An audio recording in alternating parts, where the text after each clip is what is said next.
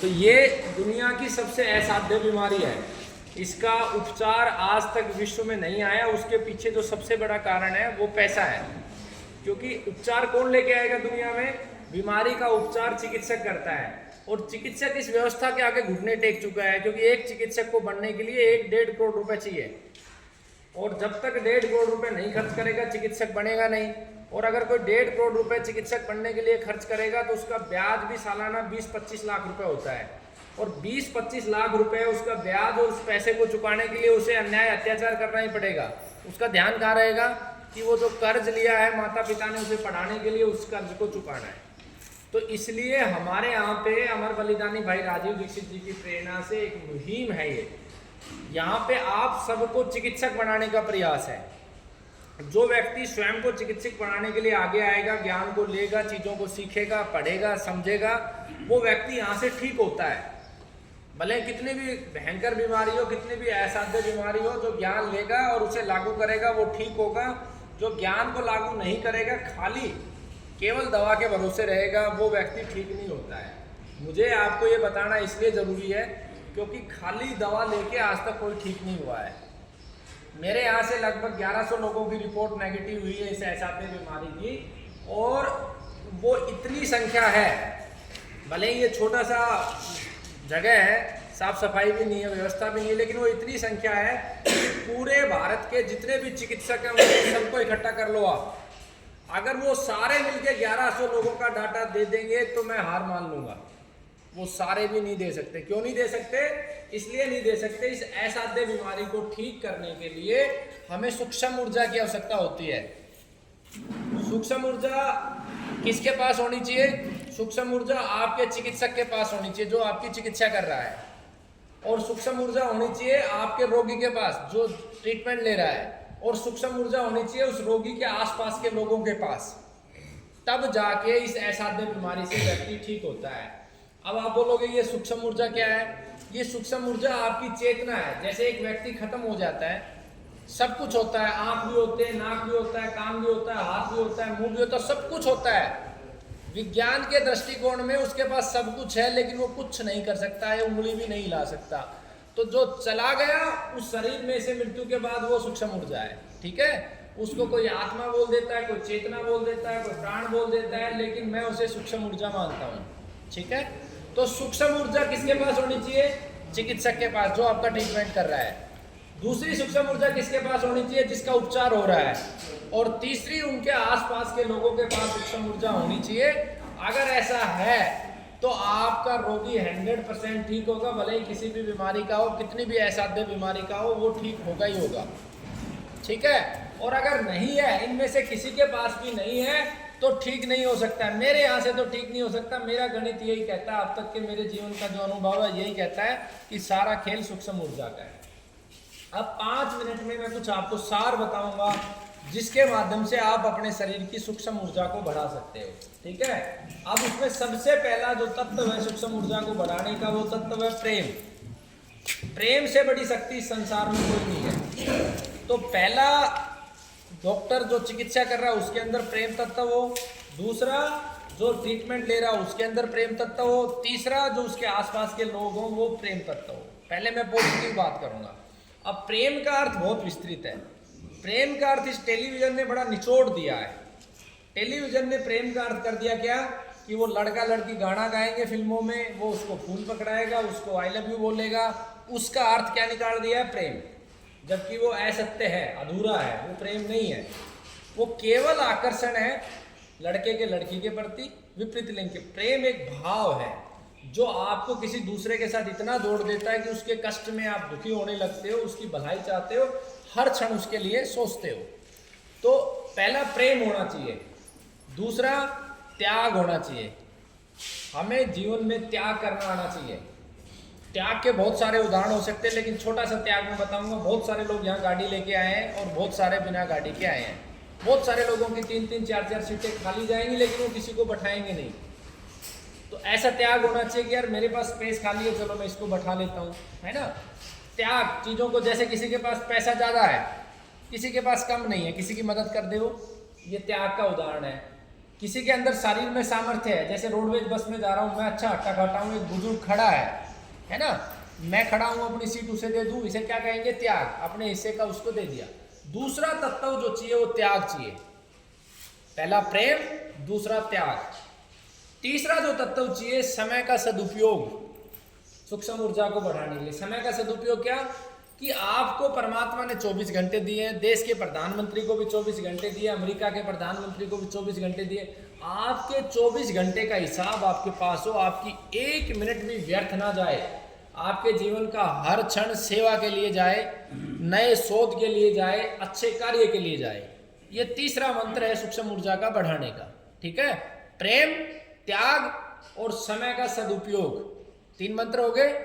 इन 3 मंत्रों को पकड़ के आप हजारों नियम बना सकते हो। ठीक है, चौथा जो मंत्र है, जो हमारा वास्तव में पिता है, वास्तव में जो हमारी माँ है, उसके प्रति हमारा मूल दायित्व है। वास्तव में हमारी माँ पिता कौन है? हम सब 5 महाभूतों से बने हैं, जल, जमीन, आकाश, अग्नि, वायु। ये 5 तत्व सबके अंदर है। ठीक है, तो इन 5 तत्वों की रक्षा करना हमारा दायित्व है। पहला, इनके हित में हमारा प्रत्येक कदम आगे बढ़े। ठीक है, और इन 5 तत्वों से जो भी बना है उसके कल्याण के लिए हम कार्य करें। ये सूक्ष्म ऊर्जा को बढ़ाने का अगला मंत्र है। 4 मंत्र समझ में आ गए आपको? प्रेम, दूसरा त्याग, तीसरा समय की 24 घंटे का प्रबंधन। ठीक है, उसके बाद 5 महाभूत जो वास्तव में हमारे माता पिता हैं, उनके प्रति समर्पण, और उससे जो निर्मित है उसके प्रति सेवा भाव और कल्याण भाव। ठीक है, तो ये मंत्र हमारे जीवन के सार हैं। अब इनका मैं नेगेटिव बताता हूं जो आपकी सूक्ष्म ऊर्जा को खत्म करते हैं। पहला, ईर्ष्या। आपको ईर्ष्या अपने शत्रु से भी नहीं होनी चाहिए। शत्रु को समाप्त करना धर्म है हमारा। जो इस प्रकृति के विरुद्ध है, जो राक्षस आचरण करना है, उसको खत्म करना, उसको पहले समझाना, समझा के उसे सदमार्ग पे लेके आना, ये धर्म है। नहीं अगर समझ में आए तो जैसे भगवान कृष्ण ने सब दुष्टों का नाश कर दिया, जैसे भगवान परशुराम ने जो गाय का नहीं था, जो इस धरती पे पापी था, उसको नाश कर दिया, ऐसे ये भी हमारा धर्म है। लेकिन ईर्ष्या नहीं करना। ईर्ष्या एक ऐसी बीमारी है, यहाँ से 200 किलोमीटर दूर कोई व्यक्ति बैठा है और हम उससे ईर्ष्या कर रहे हैं, हम स्वयं को नष्ट कर रहे हैं। ईर्ष्या नहीं करना, द्वेष नहीं करना किसी को, किसी की प्रगति में बाधा नहीं बनना। ठीक है, ये हमारे नेगेटिव पॉइंट है जो हमें हटाने हैं। तो ये चीजें जब आप कर लोगे तो निश्चित रूप से आपकी सूक्ष्म ऊर्जा बढ़ जाएगी। मैं एक बात बोलता हूं, सेवा ही राम, सेवा ही श्याम और सेवा ही परशुराम। सनातन संस्कृति को मानने वालों के लिए 3 ये आधार स्तंभ है। दुनिया की सबसे बड़ी जो ना नीतियाँ इन्हीं से निकली है, भगवान राम से, भगवान श्याम से और भगवान परशुराम से। ठीक है, और जो भाई मुस्लिम धर्म को मानते हैं वो ये समझ सकते हैं कि सेवा ही मोहम्मद है, जो सिख को मानते हैं सेवा ही जो भी उनके धर्म गुरु है।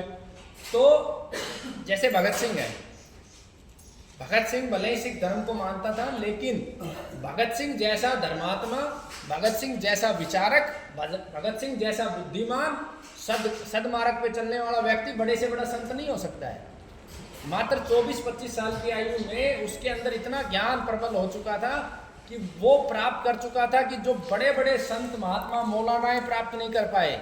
यानी जीवन के हर क्षण में आनंद, हर परिस्थिति में आनंद। आपका जीवन इसलिए बना है कि आप आनंदित रहें। ये आपकी सूक्ष्म ऊर्जा को बढ़ाने का मार्ग है। क्या? आपको हर क्षण आनंद में रहना है। भगत सिंह जिस समय फांसी पे जा रहा था उस समय भी वो आनंद में था। क्यों? क्योंकि वो प्राप्त कर चुका था जो पाखंडी लोग प्राप्त नहीं कर पाए हैं। तो हमें पाखंड को भी हटाना है जीवन से। ठीक है, तो ये हमारी सूक्ष्म ऊर्जा को बढ़ाने के मुख्य स्रोत हैं। अब इसको मैं आपको सरल करके बताता हूं ताकि आप बेसिक बात को समझ जाओ। पहला तत्व मैंने क्या बताया? प्रेम। आपके भाई, चाचा, ताऊ जिससे भी जमीन का विवाद है या जिससे जो झगड़ा है भूल जाओ उसे, उससे ईर्ष्या मत करो। आपको कानूनी रूप से लड़ना है, वो लड़ाई अपनी जारी रखो। मैं नहीं कह रहा कि आप अपने पैसे को छोड़ दो, अपनी जमीन को छोड़ दो, ये नहीं कह रहा हूँ। आप प्रेम करो उससे भी, उसके लिए भी अच्छा सोचो कि भगवान इसको सद्बुद्धि दे, परमात्मा इसकी तरक्की करे। उससे ईर्ष्या मत करो, उससे भी प्रेम करो। दूसरा जो मैंने त्याग बोला, त्याग का अर्थ ये नहीं है कि आपके घर परिवार के लोग जो हैं वो तो सारे के सारे भूखे मर रहे हैं और आप दूसरों को खिलाए जा रहे हो। त्याग का अर्थ है कि आपकी जो मूल दायित्व है, आपका मूल दायित्व अपने माता पिता के प्रति है, अपने संतानों के प्रति है, उस दायित्व को निभाने के बाद आपके पास कुछ बचता है तो उसे परमार्थ में लगाओ। ठीक है, तो अब उसके बहुत सारे चीजें हो सकती है। प्रेम का तो मैंने समझा दिया, आप सबसे प्रेम करो, ईर्ष्या किसी से मत करो। त्याग के बहुत सारे उदाहरण हैं। आप यहाँ पे आए, आप यहाँ पे 4-5 घंटे बैठेंगे, रहेंगे, इधर उधर घूमेंगे, आप एक बाल्टी उठा के एक पेड़ के अंदर पानी डाल दो, ये भी आपका त्याग है। आपने अपना इस समय जो यहाँ नष्ट कर रहे थे। फिर एक मैंने पॉइंट बताया 24 घंटे का प्रबंधन। आपको 8 घंटे सोना है, 8 घंटे आपको नौकरी करनी है, जो बच गए 8 घंटे उसमें आप कोई भी ऐसा काम करो जिससे आपको तृप्ति मिले, आपको खुशी मिले और दूसरे को दुख ना हो, तो ऐसे काम आप करो। अब इसको समराइज रूप में मैं मोटा मोटा आपको बताऊं, रोजाना माता पिता के पैर दबाओ। ठीक है, रोजाना छोटे बच्चे जो है जिनकी आयु 2 वर्ष से कम है उनके साथ समय बिताओ। ठीक है, बड़ पीपल का पेड़ है, पेड़ों के नीचे अधिकतम समय बिताओ। एक जो गंभीर बीमारी का रोगी है अगर 8 से 10 घंटे बड़ पीपल के नीचे बिता रहा है तो 50% बीमारी उसकी कट जाएगी। आप आसपास कोई प्राकृतिक नदी है, जल स्रोत है, उसमें स्नान करो, उसमें तैरो, ये भी आपकी सूक्ष्म ऊर्जा को बढ़ाएंगे। आपके आसपास जो भी पक्षी है उसको दाना डालो, चिड़िया को दाना डालो, मोर को दाना डालो, ये आपकी सूक्ष्म ऊर्जा को बढ़ाएगा। गर्मी का सीजन है, पानी के सकोरे भर के रखो ताकि पक्षी पानी पी सके, ये भी आपकी ऊर्जा को बढ़ाने वाले हैं। आप ये देखो, आपके आसपास कोई अपाहिज है, कोई अपंग है, कोई गूंगा है, उसको थोड़ा सा सुख देने का प्रयास करो जितना संभव हो सके। उसको कभी कुछ खाने के लिए दे दिया, कभी उसको प्यार से जाके उसको गले ही लगा लिया, ये भी एक आपकी ऊर्जा बढ़ेगी। ठीक है, उसके बाद गौशाला आपके आसपास है तो गायों को रोटी दो। गौशाला में गाय के पास जितना समय बिताओगे उतनी ही सूक्ष्म ऊर्जा बढ़ेगी। और इस समय धरती पर अगर सूक्ष्म ऊर्जा बढ़ाने के लिए सबसे बड़ा कोई स्रोत है तो वह है नंदी। तो नंदी अपने घर पे रखो, नंदी के साथ समय बिताओ, प्रेम करो नंदी से, वो भी आपकी सूक्ष्म ऊर्जा को बढ़ाएगा। ठीक है, इसके अतिरिक्त और बहुत सारे ऐसे पॉइंट है छोटे छोटे छोटे छोटे जिससे दूसरे को देखो। आप एक सब्जी की दुकान के ऊपर गए, आपने सब्जी खरीदी 40 रुपए की, आपने उससे जो भी नेगोशिएशन करी, मैं मना नहीं कर रहा, आपने 40 रुपए की सब्जी खरीद ली, अंत में आपने उसको 2 शब्द मीठे बोल दिए कि यार तू बहुत अच्छा व्यक्ति है, इससे भी आपकी ऊर्जा बढ़ेगी क्योंकि उसको अच्छा फील होगा, वो आपको ब्लेसिंग देगा। ठीक है, आपने कहीं आपके माता पिता ने आपको खाना खिलाया, आप बोलो आपने बहुत अच्छा खाना बनाया, धन्यवाद। आप छोटी छोटी चीजें करोगे, आपको ये देखना है कि दूसरे को खुशी किससे मिले और आपको दुख ना मिले। अपने आप को दुखी करके दूसरे को सुख नहीं देना है।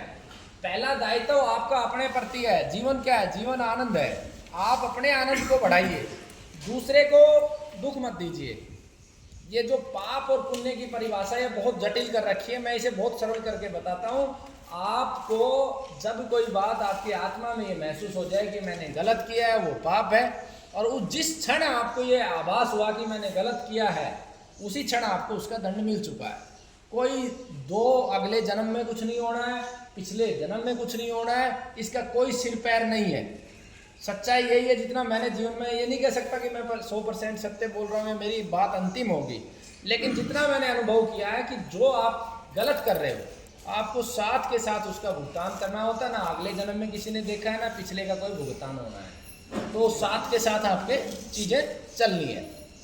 तो ये सारी चीज़ें आप करोगे तो आप निश्चित रूप से आपको आराम मिलेगा। अब आपको ठीक होने के लिए समराइज रूप से स्टेप, पहला सूक्ष्म ऊर्जा आपने बढ़ा ली। जो दवा का नियम है, जिस तरीके से आपको दवा बताई है, ब्रह्म मुहूर्त में उठते हैं, सूर्य से पहले, उगने से 2 घंटे पहले, लगभग 4 बजे तो सूक्ष्म ऊर्जा बढ़ती है, प्राणवायु ज़्यादा होती है। उस समय आप उठोगे, दवा शुरू करोगे, फ्रेश होगे, जंगल में घूमोगे, और उससे भी आपकी दवा ले लिया आपने समय से। उसके बाद क्या खाना है वो आपको पता होना चाहिए, उससे भी आप ठीक होगे। खाना बनाने वाला व्यक्ति आपका परिवार का हो, नौकर नहीं हो। चाहे पत्नी बनाए, चाहे माँ बनाए, या आप स्वयं बनाओ, उसके भाव होने चाहिए। वो खाने के अंदर भाव, एनर्जी, सूक्ष्म ऊर्जा को ट्रांसफर करता है। ठीक है, वो खाना खाना है जो मैंने आपको बताया, अधिकतम वही खाना खाना है। उसके बाद अगले स्टेप में वो चीज़ें बिल्कुल नहीं प्रयोग करनी है जिनकी वजह से कैंसर हो रहा है या बीमारियां हो रही हैं, उन चीज़ों को आपको प्रयोग नहीं करना है। अब ऐसी चीज़ें कौन सी हैं? वो सामने बोर्ड है, उस पर सारी लिखी हुई है। बोर्ड के अलावा आपको 21 वीडियो दी हैं, उन वीडियोस के अंदर आपको बताया हुआ है कि कौन सी चीज़ों से बीमारियां हो रही है। वो चीज़ें आपको एक झटके में बिना सोचे एक्सक्लूड कर देनी है और ये मान लेना है कि हम ठीक हो गए और ठीक हो जाएंगे निश्चित रूप से। इन जो मार्ग मैंने आपको दिया, इस मार्ग के ऊपर आप चल पड़े तो आपको कोई हरा नहीं सकता है। जीवन किसका कितना है वो किसी के हाथ में नहीं है। अगर हाथ में होता तो माइकल जैक्सन खत्म नहीं होता दुनिया से, सुषमा स्वराज खत्म नहीं होती, अरुण जेटली खत्म नहीं होता। जीवन किसका कितना वो किसी के हाथ में नहीं है। हमारे जीवन का हर एक क्षण सदमार्ग पे सही रास्ते पे जाए, ये हम इंश्योर कर सकते हैं। अब यहाँ 4 घंटे आप रुके तो इन 4 घंटे का क्या सदुपयोग कर सकते हो।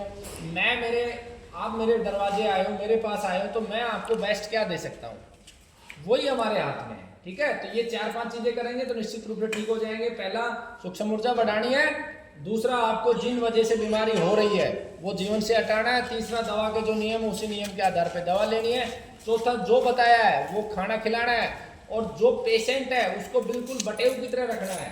हमारी जैसी भाषा में बटेव बोलते हैं, आप लोग कुछ और अलग अलग क्षेत्र में बोलते हैं। बटेव का अर्थ होता है जब हमारे घर पे हमारी बहन के साथ जिसकी शादी होती है और वो आता है हमारे घर पे, तो हम उसकी कितने प्यार से खातिरदारी करते हैं। इसी तरीके से प्रत्येक रोगी की खातिरदारी आप करोगे तो निश्चित रूप से वो ठीक हो जाएगा। आप ऐसे नहीं है कि ये लो ये इसको खिलाना, ये बना के दे दिया, उसको स्वादिष्ट बना के दो, ऐसा स्वादिष्ट बना के दो। इस परहेज के अंदर भी स्वादिष्ट लोग मेहनत नहीं करते हैं। भैया किसने का क्या नहीं खा सकता, गाय के दूध से खांड मिला के बर्फी खाओ, गाजर का हलवा खिलाओ, घिया का हलवा खिलाओ, उसको सब कुछ खाने का ऑप्शन है। बस आपका परिवार आपको चाहे कि इसे बचाना है। अगर परिवार चाहेगा तो व्यक्ति को कुछ नहीं होगा, वो निश्चित रूप से ठीक हो जाएगा। इस चीज की मैं जिम्मेवारी देता हूँ। सिर्फ इतना कहता हूँ मैं अंत में अपनी बात को समाप्त करते हुए कि इस समय भारत में गंभीर बीमारियों के इलाज करने वाले हर छठे गांव में एक व्यक्ति बैठा है और वो गारंटी भी दे रहा है आपको कि 20 दिन में 50 दिन में इस बीमारी को ठीक कर दूंगा। केवल झूठ के अलावा कुछ भी नहीं है। मैं 4 बार प्रतियोगिता कर चुका हूं, मैं कोई चिकित्सक नहीं रहा हूं। मेरे परिवार में 8-9 लोगों को बीमारियां थी, थक चुका था मैं घूम घूम के। केवल और केवल उस व्यक्ति से दवा लो जो व्यक्ति 20 लोगों के मोबाइल नंबर दे सकता है आपको ठीक हुए। और मेरे से भी लो, मुझ पर भी भरोसा मत करो। मैं अभी लैपटॉप यहाँ पे रख रहा हूँ, सारा डाटा है, आप उन पे बात करके देखो। उस पर भी यकीन मत करो, बोलो कि तुम्हारे गांव के सरपंच का नंबर दो, तुम्हारी बुआ का नंबर दो, तुम्हारे फूफा का नंबर दो, ताकि मैं अपने आप को इंश्योर कर सकूं। क्योंकि ये सोशल मीडिया ने इतना बर्बाद कर दिया है कि छोटी छोटी वीडियो बनाते हैं लोगों की। किसी को 20 दिन में सुधार आ गया, मेरे यहाँ कितने लोगों में सुधार आ जाता है, लेकिन सुधार आने का अर्थ ये नहीं कि ठीक हो गया। ये बहुत गंभीर बीमारी है। सुधार आ गया, उसकी बढ़ा चढ़ा के पत्रकार को 20-30-40 हज़ार रुपए देंगे, वो बढ़ा चढ़ा के बना देगा वीडियो और रोगी का नंबर नहीं देगा। वो रोगी खत्म भी हो जाता है 2 महीने 4 महीने बाद, और उसके बाद उससे पैसा कमाया जाता है। और किसी में आत्मा बची नहीं है किसी के अंदर कि आप सोचो कि आपके जीवन की चिंता कोई करेगा, कोई नहीं करने वाला है। कि तुम ही नहीं कर रहे अपने जीवन की चिंता, तो दूसरा क्यों करेगा? दूसरा क्यों करेगा जब आप ही अपने जीवन की चिंता नहीं कर रहे? आपको अपने परिवार का सदस्य से अगर प्रेम है, उसे बचाना है, तो अपने मस्तिष्क का दिमाग यूज करना पड़ेगा, अपनी खोपड़ी को खोलना पड़ेगा, सत्य को जानना पड़ेगा। सत्य के अलावा कोई विकल्प नहीं है। सत्य ही धर्म है, सत्य ही जीवन है, सत्य ही सुख है, सब कुछ सत्य है। तो सत्य को जानने के लिए जब जागरूक होगे, आतुर होगे, तो निश्चित रूप से आपका रोगी बचेगा, ठीक होगा।